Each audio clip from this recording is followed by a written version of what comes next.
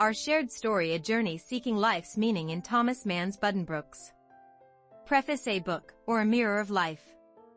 Many of us may feel that the word reading evokes a sense of heaviness or difficulty, especially when it comes to classical literature. However, books are not merely tools for transmitting knowledge. They are mirrors reflecting the world and ourselves, and also treasuries of wisdom that reveal profound meanings in life we might not have considered. Buddenbrooks, which we will explore together today, is such a book. It is not just the tale of a wealthy merchant family's decline, but a quiet offering of answers to fundamental questions like, what is life? And why do we live? I invite you to join this journey with an open and relaxed mindset, considering it not as a burden of knowledge or culture, but as a familiar story of families around us and our own lives. 1. Buddenbrooks, what story is this? Buddenbrooks is a grand novel by Thomas Mann, published when he was only 26, laying the foundation for his Nobel Prize in Literature. Set in the port city of Lübeck in Germany, it spans approximately 40 years from 1835 to 1877, depicting the rise and fall of 4 generations of the Buddenbrooks family. The novel delicately captures the process of a once powerful and affluent merchant family gradually declining as times change. It is known that Buddenbrooks was inspired by the author's own family history of a venerable German merchant lineage. Perhaps for this reason, the vividly portrayed characters and their inner conflicts feel so real and convincing, almost as if we were living in that era ourselves. What begins as a tale of a wealthy merchant family's success gradually evolves into an exploration of each family member's struggles with success, happiness, and the meaning of life. Reading this book is akin to following a family's history. Through these characters, we witness how individual lives are influenced by the currents of the times and societal values, how the achievements and fame of parents can become a heavy burden on their children, and how material wealth does not necessarily lead to spiritual satisfaction or happiness. 2. The lives and struggles of 4 generations of the Buddenbrooks family. First generation: Johann Buddenbrooks, grandfather. The patriarch who founded the Buddenbrooks merchant house, Johann laid a solid foundation for the family business. With unwavering faith and strong will, he dedicated his life to the 2 pillars of work in the family, striving for success without yielding to any challenge. In his time, business success equated to family prosperity and divine blessing. Second generation: Johann Buddenbrooks II, father, counselor. Inheriting his grandfather's business acumen, Johann too added refined culture and artistic sensibility. He became a member of the city council, elevating the family's reputation to its peak. Yet, he already exhibited a slightly different inner self from the first generation. While pursuing business success and social prestige, he also harbored a deep love for literature and music. This duality foreshadows the conflict between commerce and art seen in later generations. Though outwardly a perfect counselor and businessman, within him lay budding romantic and artistic tendencies.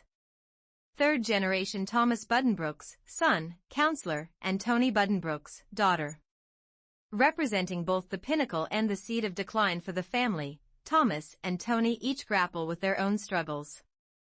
Thomas Buddenbrooks inherits the mantle of the family as a counselor and head of the household. Though he appears to lead a successful life, preserving the family's honor with relentless effort, perfectionism, and self-control, he is internally plagued by unease and emptiness. Possessing both the cool rationality of a businessman and the sensitive soul of an artist, he constantly wrestles between these opposing natures.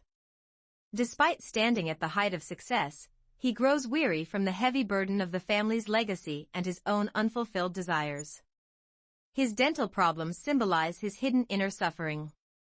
His life reveals how external success does not guarantee inner happiness. Toni Buddenbrooks is a tragic figure who endures 3 unhappy marriages in the name of the family's honor. Though naturally cheerful and vibrant, she is used as a tool to maintain the family's status and wealth. Despite her deep pride in the family name, this very pride traps her in a life devoid of personal happiness, constrained by others' expectations and societal judgment. Her story starkly illustrates how individual happiness can be sacrificed under the banner of family glory. Fourth generation Hanno Buddenbrooks, Thomas's son. The final figure to carry the Buddenbrooks name, Hanno is frail, sickly, and possesses a rich artistic sensitivity, unlike the traditional business acumen of his predecessors. He shows no interest in material wealth or social success, instead seeking life's meaning through music and art. However, in a family that values strength and business acumen, his vulnerability is perceived as weakness. Eventually dying young from illness, his death marks the end of the Buddenbrooks lineage. Hanno's death symbolizes not just the end of an individual, but the conclusion of an era's values, traditions, and the entire merchant family's legacy. His life also reflects how art, in its eternal conflict with life and materialism, can appear as a fragile escape from reality. 3. The implications of Buddenbrooks' universal truths about life. Buddenbrooks is more than just an old story. It presents timeless questions and insights relevant to us today. Changing generational values and conflicts. One notable observation is the evolution of values across generations. For the first generation, only business success and family prosperity were vital. These were their reason for existence. Yet, with each passing generation, the characters begin to seek something beyond material success: art, emotion, and personal happiness. Similarly, in our society, our parents' generation may have valued work and family above all, while today's youth prioritize personal happiness, work-life balance, and self-actualization. These generational differences often lead to conflict. Buddenbrooks reveals that such shifts are a natural part of human history, urging us to understand and respect differing values instead of insisting that our perspective is the only right one. It teaches us the importance of listening with empathy to what others value. The shadow of success and the meaning of happiness. The Buddenbrooks family outwardly embodied wealth, honor, and social status.